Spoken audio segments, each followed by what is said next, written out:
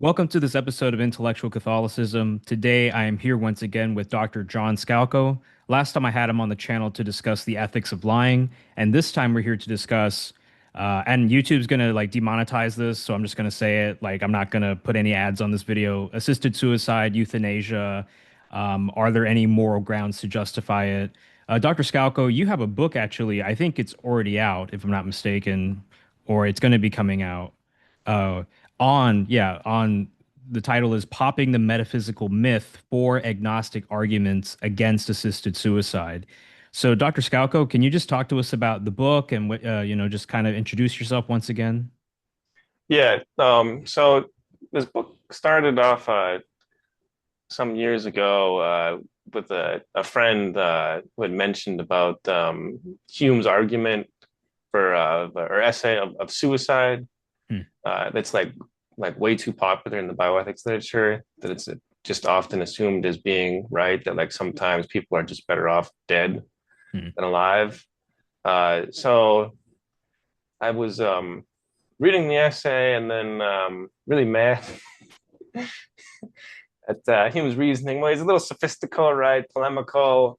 Um, but then just thinking of, well, there seems to be some response needed. So this is not maybe directly exactly about Hume per se. Maybe that would be like another article or another discussion, perhaps, that we could go into it, I suppose, a little bit if we wanted to. But that one of the popular arguments that are given against assisted suicide, at least among like many conservatives I've seen and like various news outlets, seems to be like the slippery slope sort of argument, Hmm.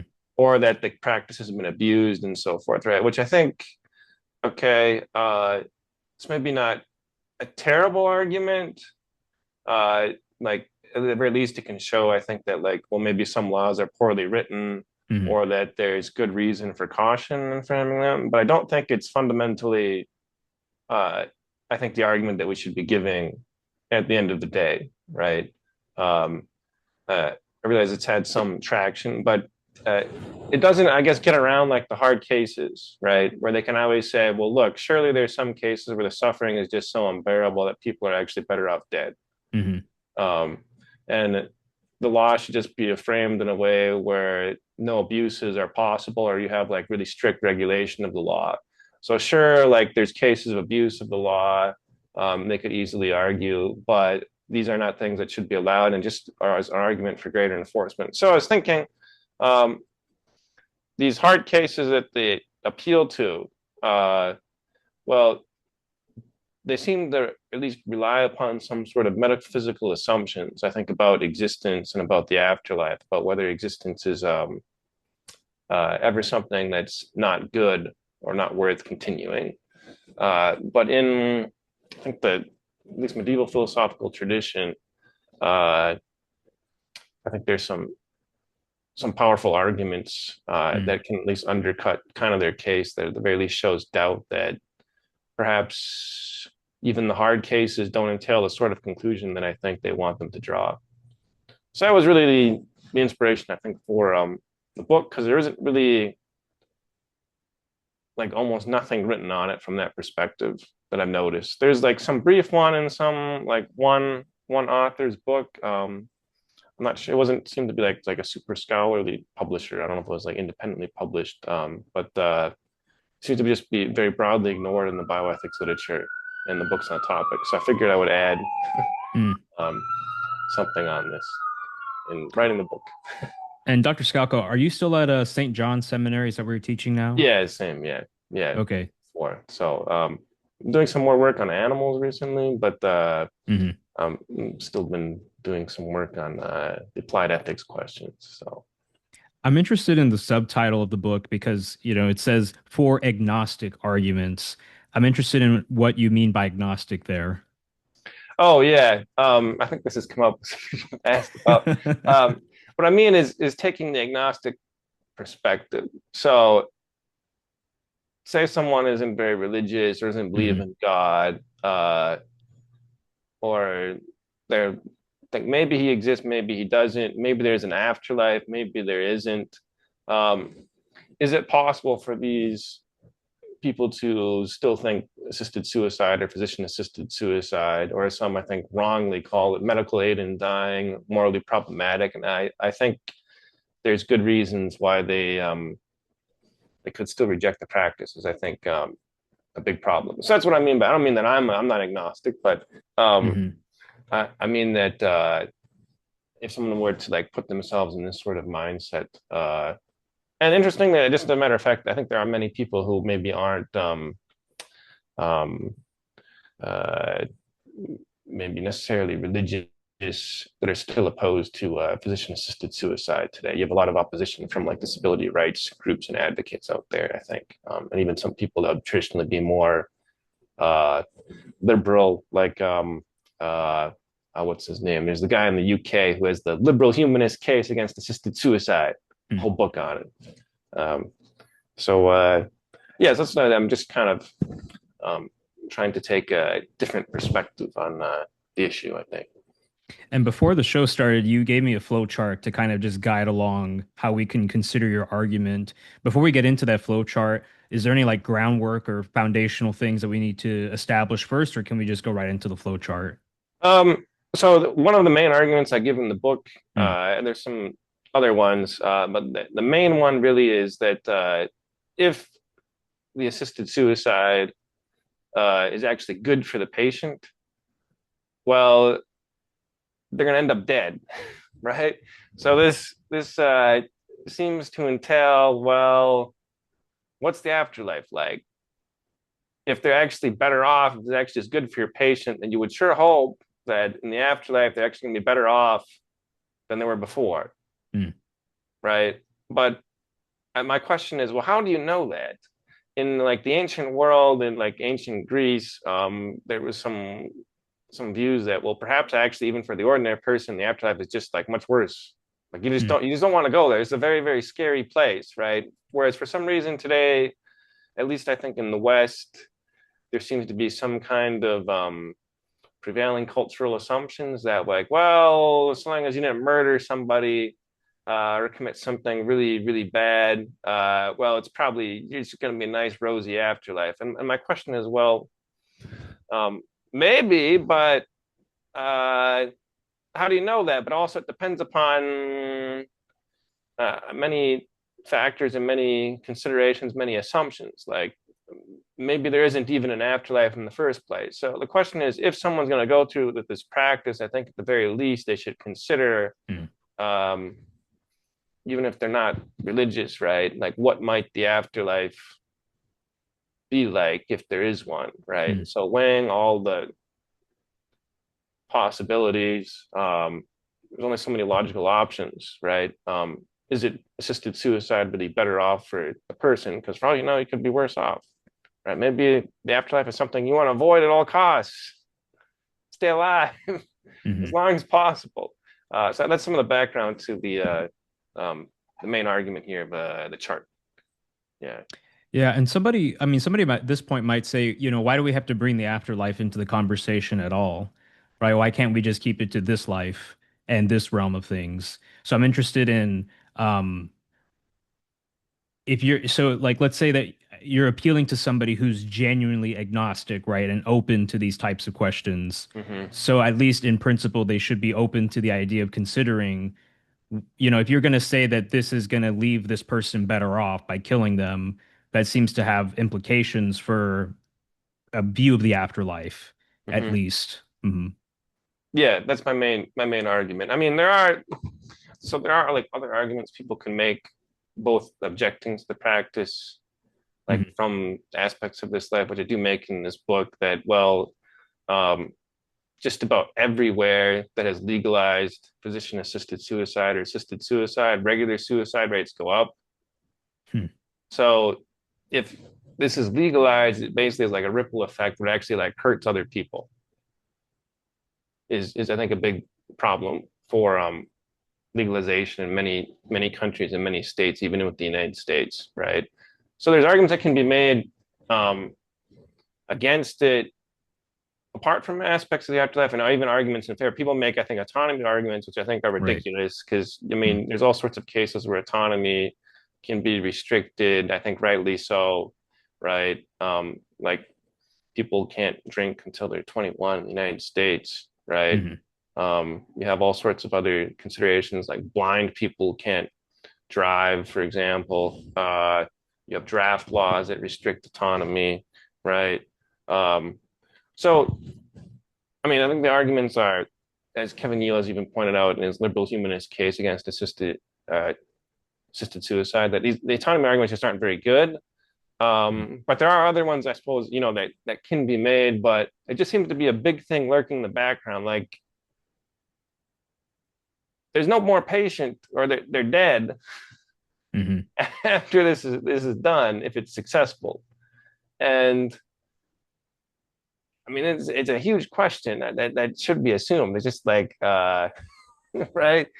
It's like if even if in case of non-humans, right? So if you have like a dog, right? Like you go to the pet store gonna buy something from, like you want to know, like, is this actually gonna be good for the dog or not, right? Um, but these are questions you should ask, right? So is Hmm. this actually good for the patient? And I don't really see any feasible way in which it can be, even if you wanted to appeal to some sort of autonomy, because how's there any autonomy if there's nothing in the afterlife? Hmm.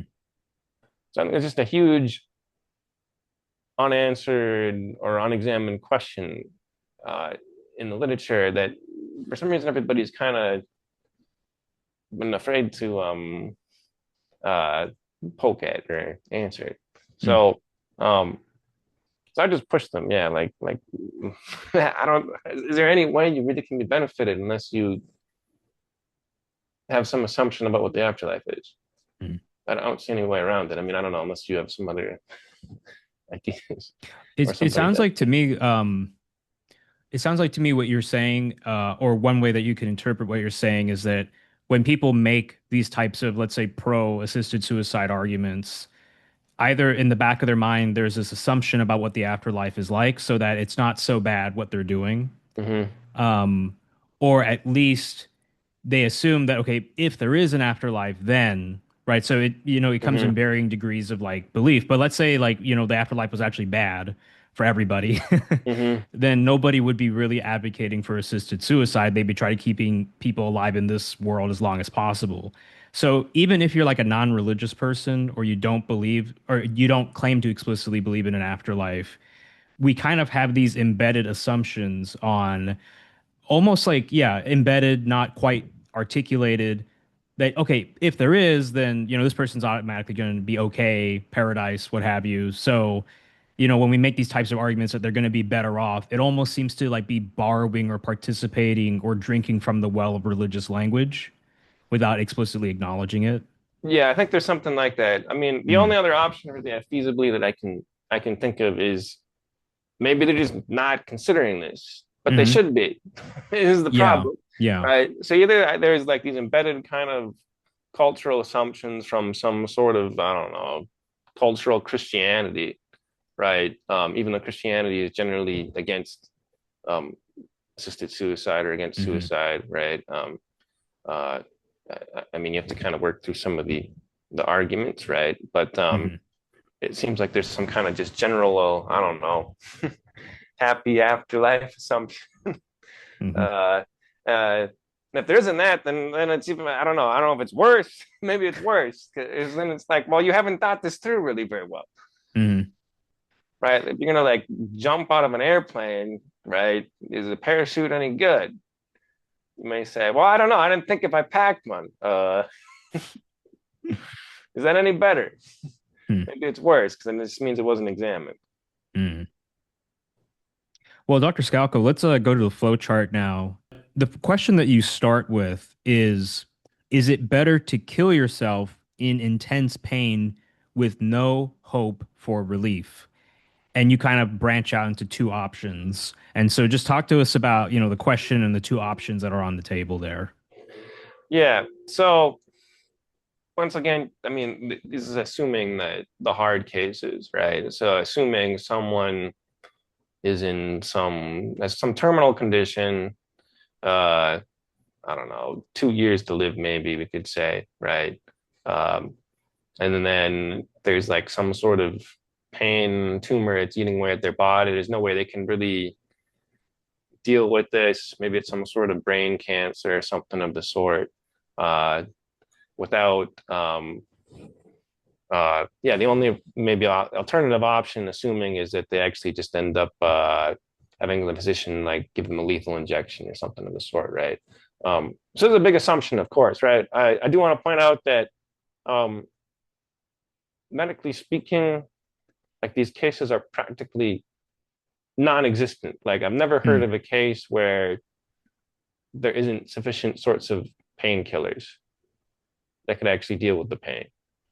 Um, but nevertheless, this is like kind of the main argument or one of the big arguments I think those in favor of assisted suicide give. So I'm saying, okay, let's assume there is this scenario, which I think practically speaking is really hard pressed to find if this ever actually happens today, right? There's also the fact that you can have um, like sedation, more or less put the patient to sleep, right? And like we're not going to be in pain when you're sleeping.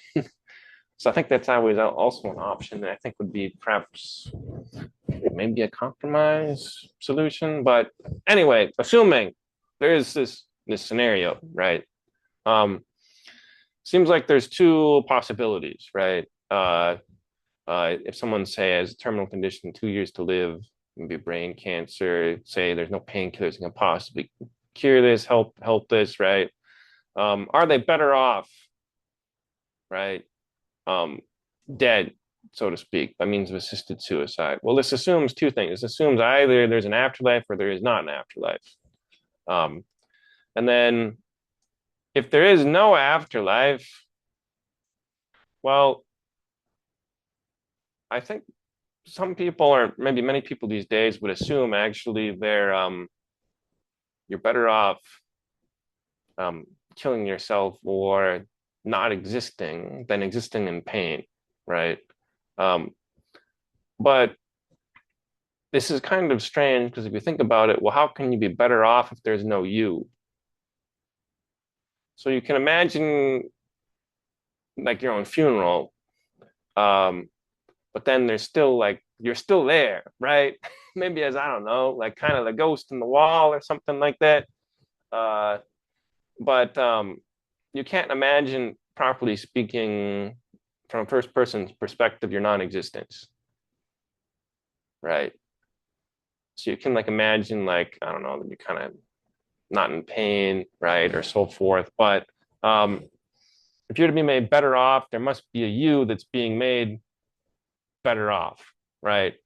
So um, I argue that if there is really no afterlife and there's just nothing, well, that can't actually uh, be better off for the patient. So actually, in that case, you should actually, if you believe there is no afterlife, you're actually absolutely convinced there's no afterlife. There's just you just perish. That actually you should probably do everything you can to stay alive in this life. There's other arguments I give for this in the book.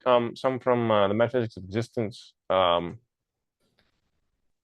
little complicated, but not too bad. But that's I guess people can maybe read those in there if they want. But uh, we could go into them. It might take a little more time. So then the other side, we have the afterlife, right? So uh, do you want me to go into this one, or so far so good? Yeah, just to back up a little bit, what you're basically saying is if somebody doesn't believe there's an afterlife, it doesn't make sense why they wouldn't go for the route of keeping that person alive and just, using painkillers rather than going down the route of just not even existing anymore. Like it just doesn't make sense that they would go down that route. Is that kind of what you're saying there? Yeah, Hmm. yeah, I think, right. At least if they're thinking through it, I think properly, right. Uh, so it seems like if someone's really in favor of this, they have to have some sort of assumptions about, I think, there actually being an afterlife in the first Mm. place, right? Um, otherwise, if there is no afterlife, I don't know quite maybe what they're thinking, or they haven't thought it through quite well, metaphysically speaking, I think. Right. It's So like if I want to make you better, there has to be a you. And what's the best way? to help you get better while there's still a you. Well, in this circumstance, it's taking away your pain, which Hmm. would not be taking you away. It would be taking away the pain, which can be done through painkillers, not by eliminating the you, the subject in question that I'm trying to help.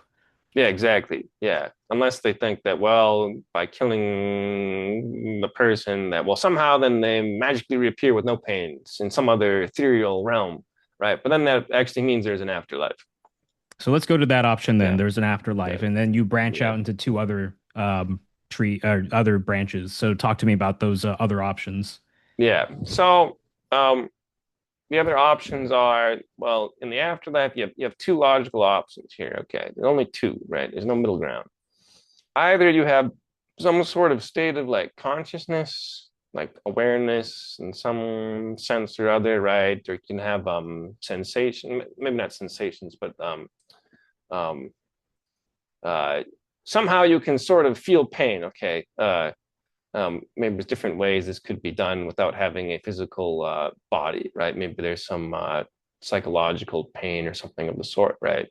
Um, so there's either that option, some sort of consciousness, okay, right?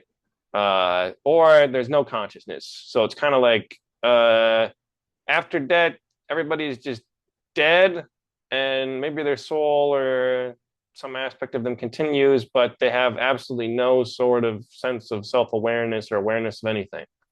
So it's kind of like a perpetual sleep sort of view. The dead are, well, they're there, but they don't think anything ever, right? Um, So on this case, say there is the afterlife and it's like perpetual sleep. Okay. I'm willing to grant, okay, well, okay, maybe in that case, right, if someone's in like terrible brain cancer or something of the sort, intense, super bad suffering, 10 out of 10 for pain level, and there's no way any medicine can cure them, right? Um, assuming, right, maybe assisted suicide isn't bad, okay, there's no punishment for in the next life, right? That's just perpetual sleep. Well, maybe they're actually better off because at least they're not in pain, even though they're not really able to be thinking. Okay, I'm willing to grant that at least for the sake of argument. And they're like, okay, maybe there's one case where this uh, uh, assisted suicide would actually be maybe better off, okay, or okay for the patient. Okay, so they have one case so far, right? But that's not all the possibilities, right? So if someone wants to consider this, well, how likely is this to happen, right? But maybe there's other options. Okay, yeah. So let's look at those other options on the side of you do have, let's say, consciousness, right? Mm-hmm. What are the other options that we can consider now with that? Yeah. So here, say there is an afterlife and there's some sort of awareness, self-awareness, right? Um, and then two possibilities here. Okay. Either God exists, by mean the God of classical theism held by Jews, Christians, Muslims, uh, or this God does not exist. Okay. So two options here. Two options. All right. Um, depending upon which option you take, there's going to be different answers. Okay. Which way should we go? The non-existence or the existence route? Let's go with the let's just first consider, God doesn't exist because I don't think there's there's or no, it's about the same on either side. But let's maybe start with that. Okay. Mhm. Yeah. So say that God doesn't exist. Okay. You have an afterlife. So after, I don't know, someone tells the physician, hey, I'm suffering terribly, kill me. And then they go through like with the whole physician assisted suicide process, right? They die, wake up next life. And well, it's them. They have some sort of consciousness, awareness, right?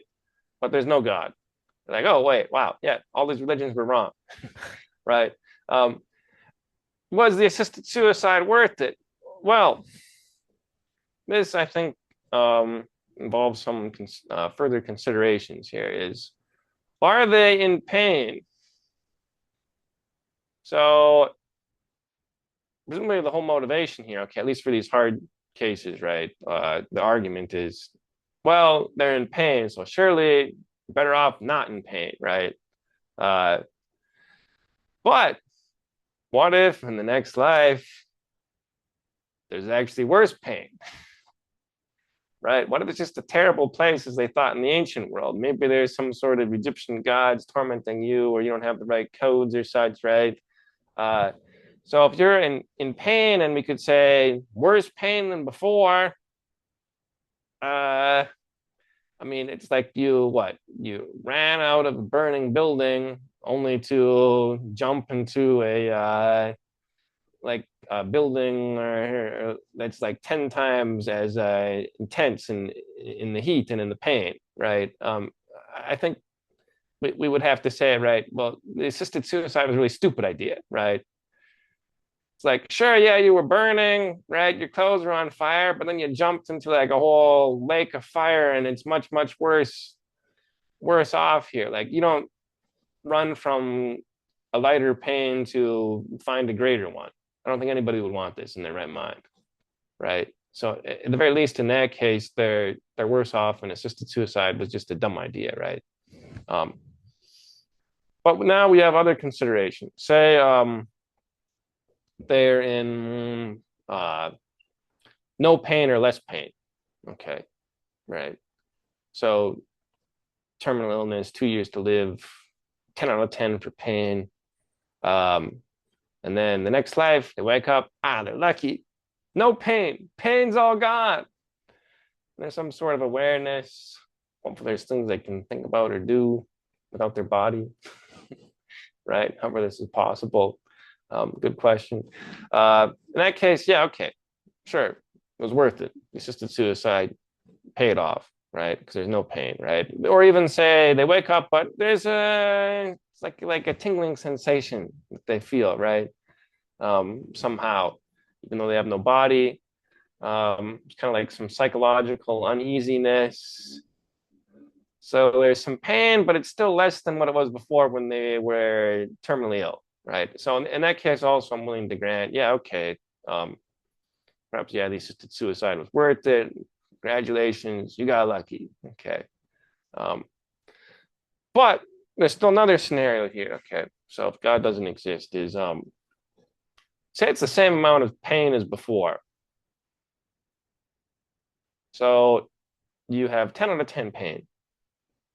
2 years left to live, maybe brain cancer, or pick your terrible condition that people would not want to live with, right? And then they go to the doctor for the assisted suicide, and then after death, they wake up, same amount of pain as before. I was like, why would you do this, right? Is it really even any better off? Why don't you actually, I don't know, try to go to sleep, right? At least have them like sedate you, right? At least that would be like the better option, I think. So at least you have some more time, right?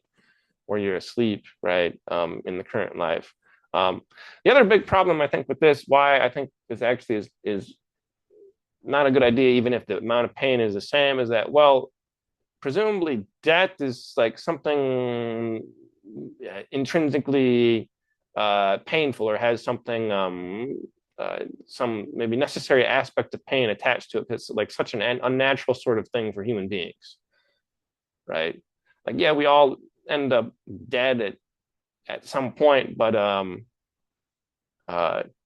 it's not something we normally desire or should desire, and something that I would assume,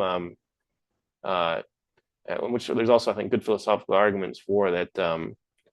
Well, you're like rupturing something very deep within the human person here, that there's like perhaps a psychological even sort of pain that's there, right? So the fact that you're seeking the assisted suicide, what's actually going to increase the total amount of pain and overall, right? So it's like if you have like a medium level of pain, then you got a huge amount of pain suddenly, that just like, imagine you could stay in the same amount of pain as you are, Or you could flip a coin, right? And it increases the pain, maybe for 10 seconds, but dramatically. Uh, uh, it's just not really worth it to increase the overall amount, right? So even if in the end, yeah, you end up with the same average amount of pain as before, I think it's still actually not worth it in this sort of scenario for assisted suicide, right? Just from the pain sort of perspective. So cases where God doesn't exist, if there's more pain than on average before, same as before, it's not worth it. If there's less and no pain, then yeah, it is. So we have kind of like two scenarios where, yeah, maybe it could be worth it, and then two scenarios where I don't think it would be such a good idea, right? So if God doesn't exist, it's kind of like evenly balanced here, right? But if somebody genuinely is not sure if this is the case, maybe God does exist, right? Maybe they should look at some of the whole considerations, the whole picture as a whole to see whether it's actually a good idea. And so that's where we have the other part of the chart. Right. It's very interesting that I haven't heard this kind of argument before in the assisted suicide literature. It's very much like a decision theory chart, almost like what is it, like a Pascal type wager, okay, let's consider the options here. If we Mm-hmm. do this and this happens, and what if this happens, like, I mean, these are valid, I think, questions to ask if we go down these Mm-hmm. routes. Mm-hmm. Okay, so Dr. Skalko, let's consider now that God does exist and we have consciousness in the afterlife. Um, what can we say about God in this scenario and how it affects our decisions here?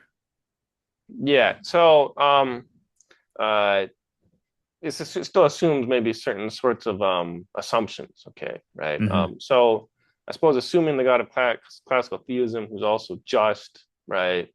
Um, well, if God's given the gift of life and he destroyed his gift, right? Well, it's worse than like someone who is given a Mercedes Benz and then what, just like smashes it with a sledgehammer, right?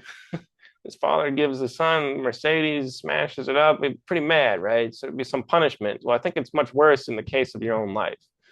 So probably not worth it in this case, right? And I think there's quite strong tradition, right? In many of these traditional religions of God of classical theism, right? That suicide actually makes people worse off in the next life, right? Notice here, by this, I bring up Pascal's wager. My argument sometimes I think has been maybe a little confused with it. I realize there's maybe some general, but I'm not using some sort of like infinite calculus where like because the punishments are infinite, right? Therefore, they like skews the whole picture. I'm just saying, well, at least in one scenario, okay, or many of these scenarios, right? Even maybe if in some of them, maybe the punishment is infinite in some sense, right? Um, that it's not a good idea. So, but it's not like the infinite has some sort of um, I think determining factor in my argument here, right? Whereas I think for Pascal, it's like, well, look, the rewards are so big, right? And the punishment, right, is so bad. So I think it's like a fundamentally different sort of argument that I'm giving here. I think Pascal's sort of wager, and I have my own doubts or objections or questions to Pascal's wager. I don't think it's very good sort of argument. So maybe there's some similarities between these arguments, but I don't think they're really fundamentally the same. His is also about belief, but how can you like, if you don't believe something, how can you force yourself to believe it? If that makes sense, right? Like maybe you think, yeah, it'd be all nice if I don't know, we all would get free ice cream for life tomorrow at all Dairy Queens, right? But just because that would be better for us, does that mean I can really make myself believe it? I don't think so. I don't think belief, at least, maybe doesn't necessarily always work that way. So anyway, that's my objections to Pascal. So okay, um, so God exists, is just, right? Normal God of classical theism, definitely not worth it. Assuming though, okay, maybe we don't have quite maybe the God of classical theism here. Maybe we have all the attributes, all knowing, um, uh, all powerful, omnipresent, and so forth. But maybe he's not exactly just. Okay. Um, uh, or maybe you think, well, I don't know, he's some kind of nice teddy bear sort of God, right? Where he's just really merciful, but uh, the justice is maybe really weakened. Okay, so in this case, well, it still involves some assumptions here. Okay, so in the afterlife, with this sort of teddy bear God, or maybe a malevolent God who's not just, are you in pain or not? Okay, if you're not in pain, so someone wakes up after the assisted suicide. Oh, wait, there's God. Wow, he's pretty bad. Or, oh, teddy bear God, but there's no pain. So you're what, 10 out of 10 pain before for like 2 years, or would have been 2 years, but then you shortened it. Yeah, good job. Okay, congratulations. You got lucky again, right? Assisted suicide was made you better off in this case. Okay. Say though that's not the case, that you're actually in pain when you wake up. Okay. Um, say there's a lot more pain than before. Maybe this is like a really bad God, malevolent God, right? Maybe like something like the Greek ones. Maybe they just get mad sometimes, just want to punish human beings. Okay, so thought you were in 10 out of 10 pain before, but you wake up and it'd be like 20 out of 10. In this case, well, you're pretty stupid to go through with the assisted suicide. It's like, well, you made yourself, it was bad, but you made it even worse off, right? Um, say though, that's not the case, okay? That it's average amount of pain as before. So before you're 10 out of 10, you wake up, it's not quite the God of classical theism, but same amount of pain as before. Well, with the same argument, same problem here as earlier that, well, the fact of you going through with the procedure actually increased the overall amount of pain, right? Um, so, um, I mean, in this case, it wouldn't be worth it either, right? Why would you like want to increase the total amount of pain, right? Other option, last option. Okay, here. This is like a big chart, so it takes time to go through it. You're in less pain than before. Okay, congratulations. Once again, it was worth it. So the main point here is, let's see here. If there's some sort of malevolent God, teddy bear God who exists in the afterlife, right? It's not just, right, in maybe the traditional sort of Christian classical sense of the term, right? In half the scenarios, you're better off. Two of them, right? And two of them, though, you're not better off. Okay, so it's like 2 and 2, right? Say though you have God not existing, right? Once again, half the scenarios, two of them, you're better off. Another two, you're um, um, wait, two of them you're not better off, and two of them you are actually better, right? So far you have what, 4 and 4 for each side, right? Whether someone's better off in the afterlife after assisted suicide. But you notice there's one case here where if there's the God of classical theism, you're worse off. So you actually have what in that case? 5 possible scenarios of the afterlife where actually you're worse off after assisted suicide, and 4 scenarios where you're actually better off, right? So even just considering this alone, say you actually think there is some sort of afterlife, right? And there's consciousness. Well, in this, at least here, like assisted suicide, just a bad idea, right? Maybe though you're agnostic and you think, well, maybe there is, I don't know, perpetual sleep. Okay, right? So then in that case, what do we have? I guess we have a tie in this case, right? Okay.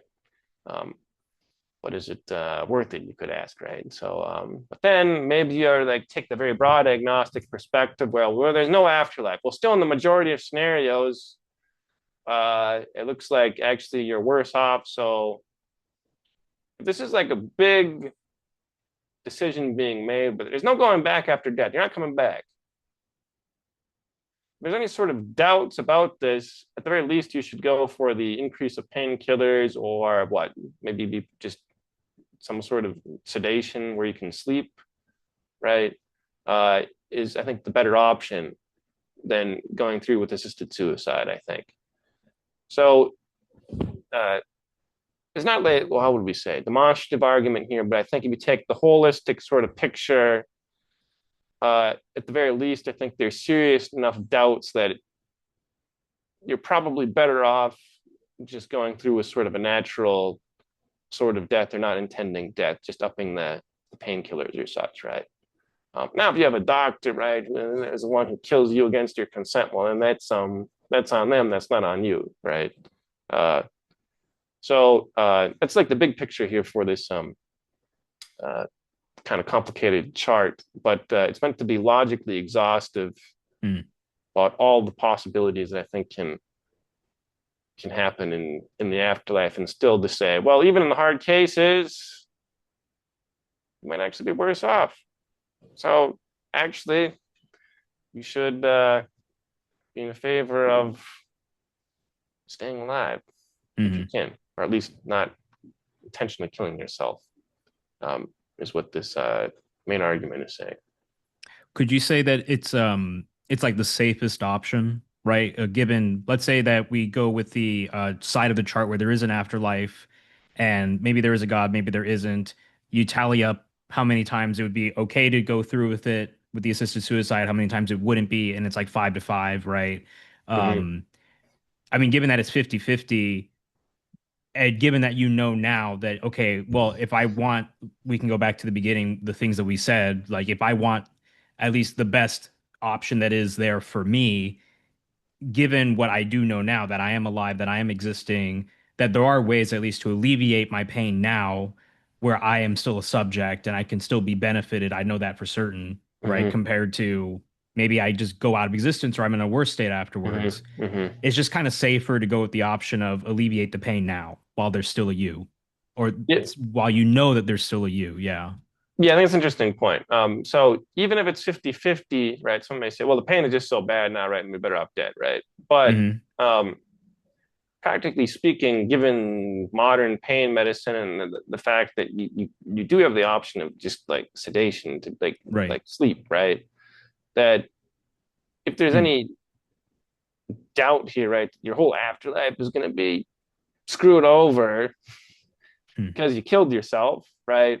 Why not just go with the safer option and be like, well, at least I'll just be asleep, right? Yeah. For Right. like the next, however many weeks, just wake up a little bit here and there, right? Mm. People want to talk to me about something, but Mm. even if 50-50, uh, Hmm. you could still give an argument that, yeah, it's just safer not to go through with the practice, right? And it just occurred to me that like for a lot of people, when they conceptualize their death, they just think about it as if they're going to sleep. At least some people, they do certainly talk that way or think about it that way. Mm-hmm. But at least in the case that we're talking about here, there is actually an option in the body in this life to go to sleep, the sedation route. Whereas you don't know if that's what death is actually like. I mean, that's like what one specific branch that you can get to. It's Mm-hmm. not like, let's say, the most probable option or guaranteed.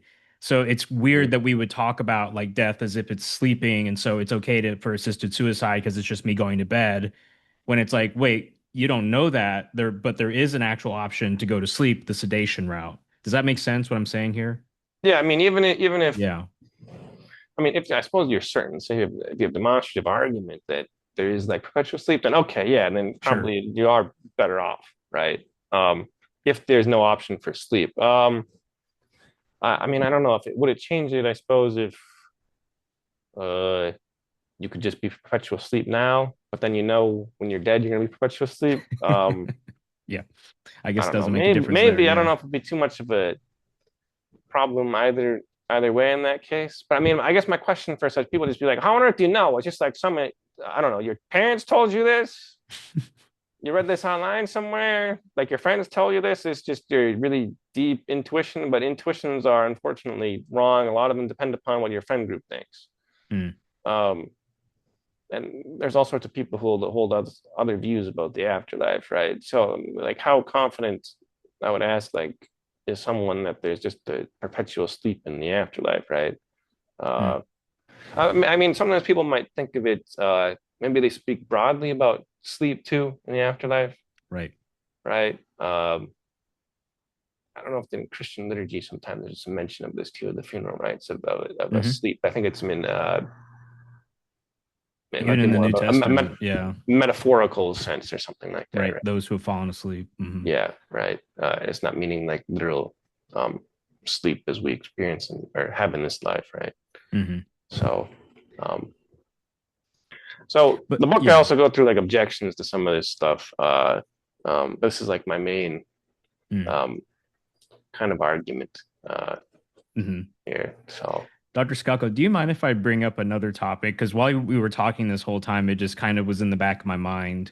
yeah. Basically, when you were talking about like the teddy bear god, I mean, I've talked about before, like on this channel, Universalism Mm-hmm. and kind of the debates that are going on right now in theological circles and have been going on for the last few years. Mm-hmm. And I'm about to just make this video explode with all the universalists in the comment section. So brace yourself, Dr. Skalko. Okay. I think you know where I'm going with this. Yeah. Like, but yeah, if universalism is true, just, hypothetically, let's say it is, yeah, I mean, like, why wouldn't they all be advocating? I mean, maybe they are assisted suicide, like, especially, and it seems especially strange, at least from those traditions Hmm. that are, let's say, they're Eastern Orthodox who advocate Mm-hmm. for, let's say some of them do advocate for universalism, but then they try to also uphold a very strong, like, pro-life ethic on Mm-hmm. all matters, including assisted suicide, euthanasia. Hmm. I'm kind of like, okay, I don't know. Mm-hmm. I'm sure there's a way that they can respond to that, but that just occurred to me. Mm-hmm. Yeah. Yeah. I mean, I'm inclined to think too that if universalism is true, yeah, then it doesn't really matter honestly what you do in this life.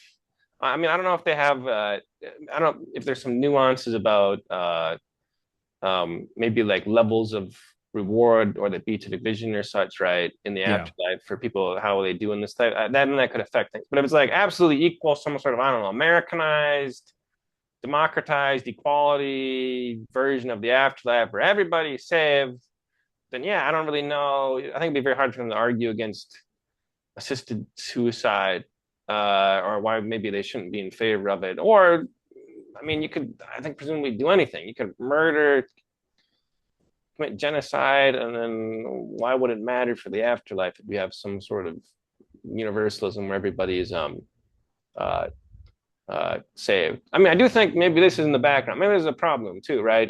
Hmm.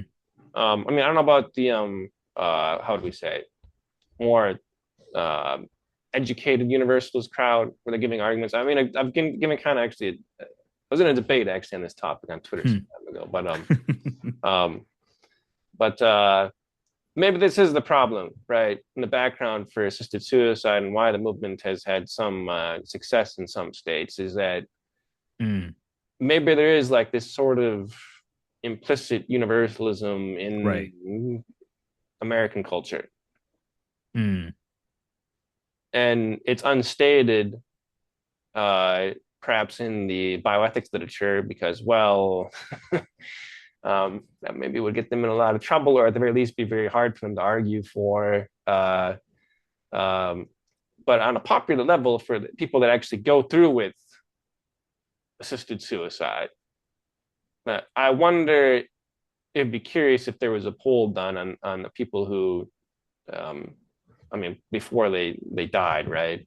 Like Mm. how many of them had some sort of universalist conception of the afterlife or some sort of, I don't know, teddy bear version of God, how high the numbers would be. So, um, Hmm. I mean, there are some sort of connections, I guess, between these topics. I've been trying to not have too strong of a connection um, Hmm. um, uh, between them, right? So, but yeah, some may say, well, maybe there is God exists and he's just, but there is no sort of eternal hell, so you're better off, right? Then I guess I would just put them on the version of, I don't know, the teddy bear version of God in the Right. flowchart. Yeah. So, Hmm. um, but yeah, so be curious. Maybe you can bring one on there and see see Well, yeah, what they say. yeah, because the more sophisticated universalists, and I won't spend too long on this because I know this is a bit of a digression, but it's an interesting one. Um, the more sophisticated universalists will generally acknowledge like some type of purgatorial pain, purging after death, and it's a temporary sentence. And then once you've, served that sentence and been perfected and cleansed, then you get to go on to eternal bliss. Hmm. So then like there would be some pain, but it'd be temporary, and then you get the eternal bliss right afterwards. Hmm. So I wonder how that would factor into like the pain versus bliss calculus. Yeah. So the nice thing about this chart is, well, it's Oh, because you mentioned on average, right? So if you yeah, take the averages, yeah, yeah. yeah. So Hmm. the options are mutually exclusive, right? They're like contradictories, or there's literally no middle ground. Is what the Right. way I set it up, which my inspiration was Avicenna in this case for some of the arguments he makes. He does Hmm. like mutually exclusive options. Hmm. Uh, so no matter what scenario, I don't know if you're a believer in Egyptian gods, Buddhism, or whatever, like there's literally anything you can think of is going to fall somewhere on this chart, Right. right? So that's why I put, I don't know if I mentioned this maybe explicitly, but on the chart it is that in the afterlife it depends like on average. Mm. So I don't know, say you live forever, right? Is the assumption, right? If on average you're paying, right? So maybe there's days that are good, bad in the afterlife. You have some like really 10 out of 10 bad day, but on average, yeah, it's mostly okay, Hmm. right? Um, so the considerations are on average, are you paying worse in the afterlife than the 10 out of 10 in this life? So is it like maybe you have one day where it's zero in the afterlife, but then maybe consistently for the next, I don't know, 364 to 365 days in afterlife years, or however they calculate this, you're 15 out of 10 on pain, right? So if, say, yeah, the universalists have some sort of version of purgatory where after assisted suicide, because they think it's wrong, the person is punished like super intensely, like one of the most intense pains you can think of, way worse than 2 years of brain cancer or intense pain, even with no painkillers. Um, well, yeah, in that case, it would just be um, a case where I suppose you have to factor in, right? Is these like how many years of purgatory is it, right? Hmm. Um, that you have to go through, right? Where uh, it's maybe worse than not going through with the practice of assisted suicide, right? But I suppose someone may say though, mm, uh, but maybe still on average, even though it's intense, because you have the I don't know 10 billion years Hmm. Hmm. of relative bliss, maybe that evens out. So I don't know, maybe I have to think more about this, but it definitely would fall Sure. somewhere on the chart. So either would fall on what uh, God exists, and then what isn't just, or I don't know, universalist God. Do you want to put there? Okay, because by justice I mean more um, um, maybe classical sort of notion. Okay, so they would probably fall in. There's an afterlife with consciousness. God exists, isn't just. Um, at least the sense I'm using the term. And Hmm. then you're in pain. I think they would either fall into, on average, is more pain than before, or maybe less, maybe the same. Hmm. Somewhere down there, I think, is where they would fall in the chart. So maybe we could bring some universalists on here to debate what they think Hmm. on Hmm. this option. Uh, Yeah. I mean, one possibility too is that they just might totally reject this whole like bliss pain analysis and just say, no, let's just focus on, the ethical, what's right, what's wrong, autonomy, rights, so on and so forth, virtue. They'd focus just on that side of things, on this side of eternity, mhm. I suppose. Um, Yeah, I mean, it's another argument could be given, I think, against right. this side is that it's just morally wrong. You have to flesh out exactly the reasons why this is wrong, right? And it doesn't matter what the calculus is, it's just intrinsically evil in itself. Yeah. yeah, some sort of. I mean, I think this maybe could be done, but my argument is more from Right, from the agnostic um, side. yeah, Yeah. from the what might happen afterwards, Mm, right? To say, well, the scales are actually more tipped in favor of it actually being wrong, mm, right? So mm, yeah, if they give an independent argument, which I'm friendly to, I give one in the book actually, um, mm. from John DeLugo.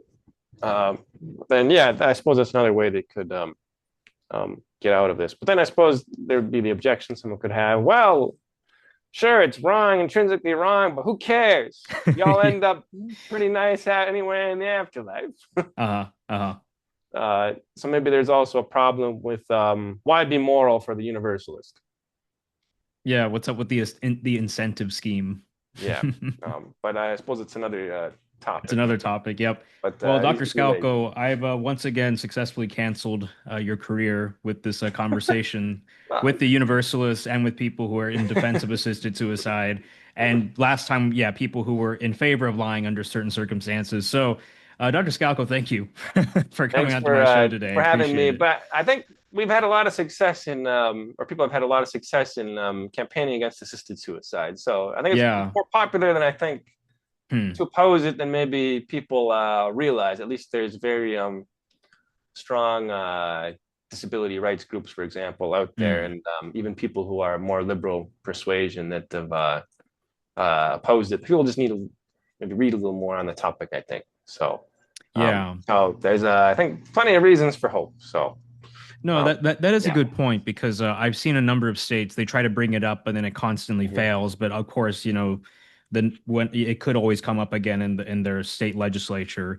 So that is interesting, though. Yeah, there seems to be even among people who are more liberal or progressive, they're kind of some of them are kind of hitting the brakes gently. Yeah. Mhm, Hmm. mhm. Also, interestingly, in at least the scholarly book literature, the Mm. overwhelming majority of the scholarly books are actually against it. Oh, okay. Yeah, Hmm. I mean, there's like some from doctors in favor of, but Hmm. at least in like the bioethics or philosophy, like I'd say like maybe 90% of the actual books have been written in the last like 15 years are against it. Wow. Yeah, which is should be more well known. uh, I Hmm. mean, you have like popular media other opinions, but Yeah. the more sophisticated literature is surprisingly very much favor of being against it. So um, more people should read these books, though. Yeah. That's very good to know. Like Yeah. the bioethicists, the people who are really thinking through all of this very critically. Hmm. Like if that ballpark number is basically right 90%, that's pretty telling. I'd say it's probably Uh even higher, actually. I mean, you have like books by like what Solmasi um, on this topic, um,